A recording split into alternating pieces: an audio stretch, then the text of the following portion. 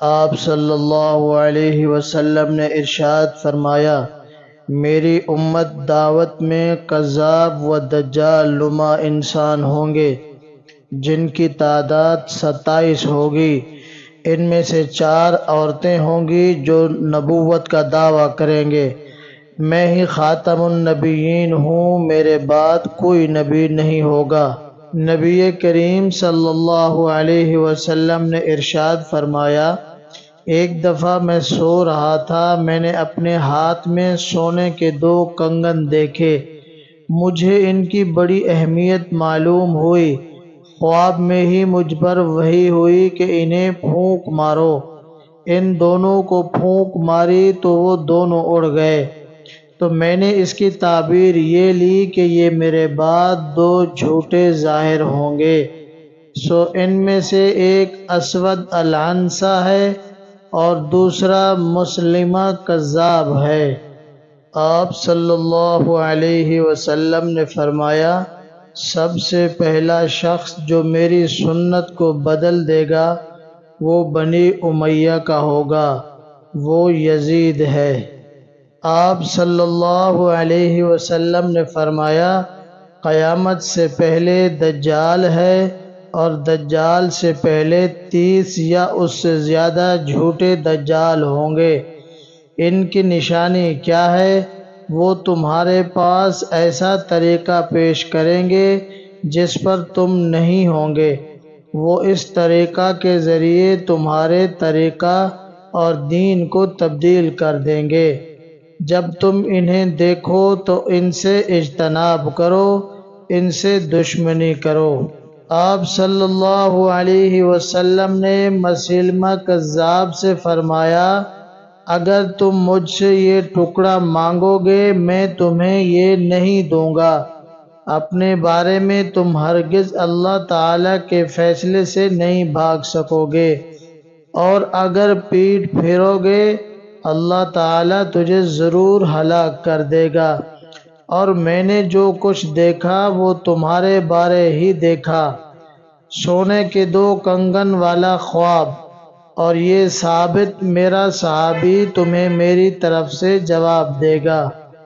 آپ صلی اللہ علیہ وسلم نے ارشاد فرمایا، جب تک تمہاری چھوٹی آنکھوں والی چوڑے چہرے والی قوم سے جنگ نہیں ہو جاتی، ان کی آنکھیں گویا ٹڈی کی آنکھیں ہیں اور ان کے چہرے منڈھی ہوئی ڈھال کی طرح ہیں۔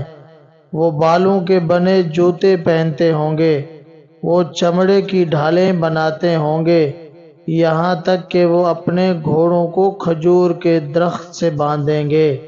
محمد صلی اللہ علیہ وسلم نے ارشاد فرمایا، جب تک سورج مغرب سے طلوع نہیں ہوتا قیامت قائم نہیں ہوگی۔ جب سورج مغرب سے طلوع ہوگا اور لوگ اسے دیکھیں گے تو سب کے سب ایمان لے آئیں گے۔ اس وقت کسی شخص کا ایمان لانا کام نہ دے گا جس نے پہلے سے ایمان قبول نہیں کیا۔ آپ صلی اللہ علیہ وسلم نے ارشاد فرمایا، جب تک میری امت کے قبائل مشرکین سے نہیں مل جاتے قیامت قائم نہیں ہوگی، یہاں تک کہ بتوں کی پوجا کی جائے گی۔ اور میری امت میں 30 بڑے جھوٹے ہوں گے، ہر ایک وہم کرے گا کہ وہ نبی ہے۔ میں خاتم النبیین ہوں، میرے بعد کوئی نبی نہیں ہوگا۔